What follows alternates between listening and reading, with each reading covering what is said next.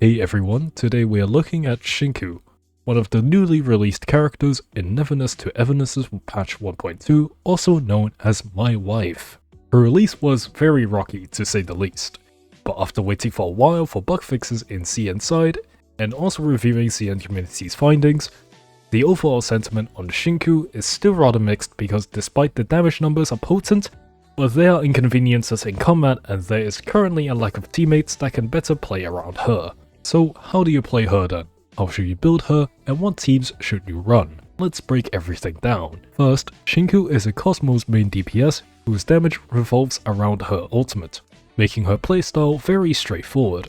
One important mechanic is whenever Shinku gains ultimate energy from charge, her teammates will recover the same amount of energy. Because of this, you should use your support's ultimates first before activating Blossom and Shinku's ultimate to get the most value. Like Lacrimosa, Shinku wants plenty of field time to maximize her damage.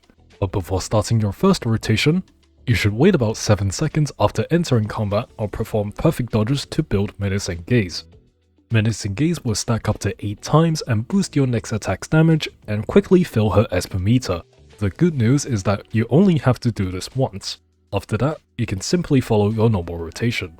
And this is the perfect time to now talk about her rotation. So the first thing that you want to do is start with Shinku. You will attack once and then stop attacking until you have 8 stacks of Gaze.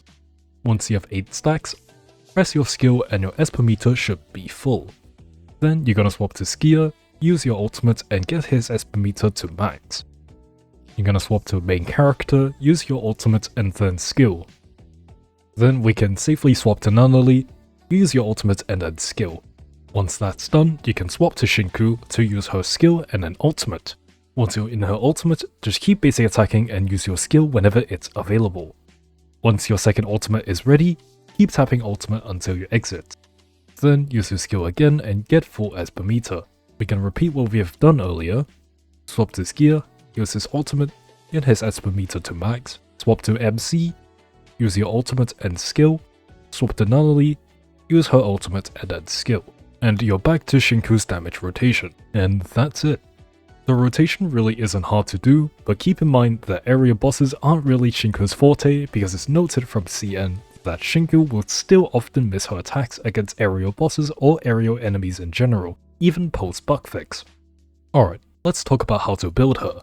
Starting with her weapon of choice, her signature arc, Blushing Mirage will be her best in slot option, as it greatly increases her attack by 16%, her Cosmos damage by 30%, and ignores 12% defense after casting her ultimate. Another option for her would be Fluff of Ferocity, as it can increase her crit damage up to a 40% increase by critting. Moving to console, the best in slot is Lost Radiance, and her stat priorities are as follows.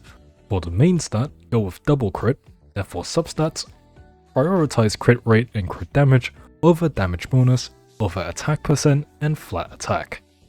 If you're using Hathor instead of Skier as her teammate, and you already have Shinku's signature arc, you are preferred to use a crit damage main stat cartridge.